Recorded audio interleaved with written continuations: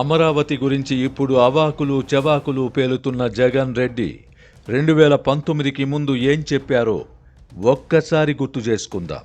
తాగునీటి అవసరాలు తీరడానికి రాజధాని నదీ తీరంలో నిర్మించాలని చెప్పలేదా? రాష్ట్రానికి మధ్యలో రాజధాని ఉండాలని, కనీసం 30,000 ఎకరాల భూమి ఉండాలని, అమరావతిని రాజధానిగా ప్రకటించినందున తాను కూడా తాడేపల్లిలో ఇల్లు నిర్మించుకున్నానని జగన్ రెడ్డి చెప్పలేదా? అదే పెద్ద మనిషి 2019లో అధికారంలోకి రాగానే రాజధానిని ఒక కులం వారి కోసమే కడుతున్నారని నిందలు వేయడమే కాకుండా 3 రాజధానుల అంశాన్ని తెరమీదకు తెచ్చారు. అమరావతిని శ్మశానంతో, ఎడారితో పోల్చారు. భూములిచ్చిన రైతులను అనేక విధాలుగా వేధించి అవమానాలకు గురిచేశారు. ఇప్పుడు రివర్ బేసిన్ అనే కొత్త రాగం అందుకున్నారు. అమరావతి విషయంలో ఆయన బాధేమిటో తెలియదు. అమరావతి ప్రాంతంలో ఇప్పుడు ఒక్క కులానికి చెందిన వారే ఎక్కువగా ఉన్నారని అనుకుందాం. అక్కడ రాజధాని ఏర్పడితే ఇప్పుడు హైదరాబాద్లో వలె దేశంలోని వివిధ ప్రాంతాలకు చెందిన వారు ఉద్యోగాలు, వ్యాపారాల కోసం వచ్చి స్థిరపడిపోతారు. అప్పుడు భూమి పుత్రులు మైనారిటీలైపోతారు. భూమి కూడా చేతులు మారుతుంది. ఒకప్పుడు హైదరాబాద్లో అధిక శాతం భూమి ముస్లింల అధీనంలో ఉండేది.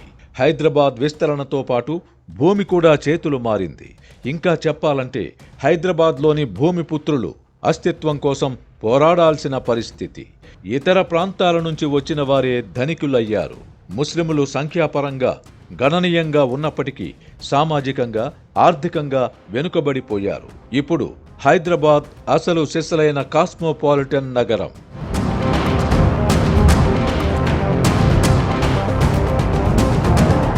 ఈ కారణంగానే హైదరాబాద్లో మత కలహాలు కూడా మటుమాయమయ్యాయి. హైదరాబాద్కు ఇప్పుడున్న విశిష్టత దక్షిణాదిన మరే నగరానికి లేదు. అంతా సవ్యంగా సాగితే అమరావతి కూడా హైదరాబాద్ అంత కాకపోయినా ఒక పెద్ద నగరంగా అభివృద్ధి చెందుతుంది.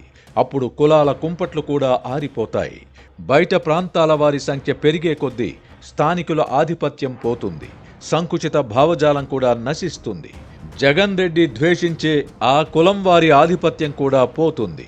అభివృద్ధితో పాటు సామాజికంగా వచ్చే మార్పులేమిటో జగన్ రెడ్డికి తెలియవా? అయినా 5 ఏళ్ల పాటు ముఖ్యమంత్రిగా పనిచేసిన వ్యక్తి ఇంత సంకుచితంగా ఎలా వ్యవహరించగలరు అన్నది $1 మిలియన్ ప్రశ్నగా ఉంటోంది. స్థానిక విలేకరులతో మాట్లాడిన తరువాత జగన్ రెడ్డి జాతీయ మీడియా ప్రతినిధులతో ఆంగ్లంలో మాట్లాడారు. అంటే తాను అమరావతిని రాజధానిగా వ్యతిరేకిస్తున్నానని ఢిల్లీ స్థాయిలో చెప్పాలన్నది ఆయన ఉద్దేశం. రివర్ బేసిన్లో రాజధాని నిర్మించకుండా అవసరమైతే సుప్రీంకోర్టు జోక్యం చేసుకోవాలని కూడా ఆయన అన్నారు.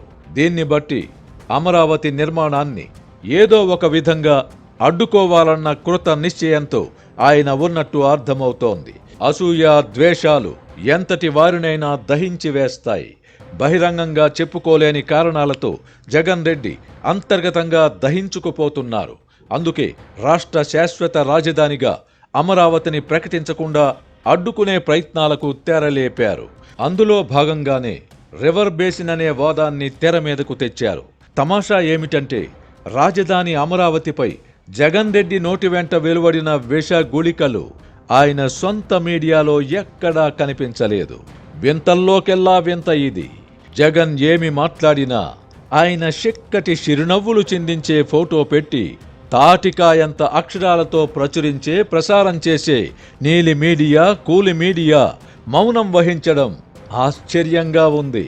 అంటే అమరావతిపై జగన్ రెడ్డి చేసిన వ్యాఖ్యలు వారికే రోతగా అనిపించాయా? జగన్ రెడ్డి తొందరపడి నోరు జారారని భావించారా? లేక ఆయన వ్యాఖ్యల వల్ల రాజకీయంగా నష్టం జరుగుతుందని భావించారా? ఇంతకు మించిన నిగూఢ రహస్యమేమైనా ఉందా? మొత్తం మీద జగన్ రెడ్డి అమరావతి మీద కక్కిన విషయాన్ని కప్పిపెట్టాలని చూశారు. అయితే 2-3 మీడియా సంస్థలు అనుకున్నంత మాత్రాన వాస్తవాలను దాచిపెట్టే పరిస్థితులు ఇప్పుడు లేవు. రాజధానిపై జగన్ రెడ్డి కడుపులో ఎంత విద్వేషం ఉందో ప్రజలందరికీ తెలిసిపోయింది. అందుకే కాబోలు అమరావతిపై జగన్ అన్న మాటలను వక్రీకరించారని పేర్ని నానితో చెప్పించే ప్రయత్నం చేశారు. ఇది కూడా వికటించింది.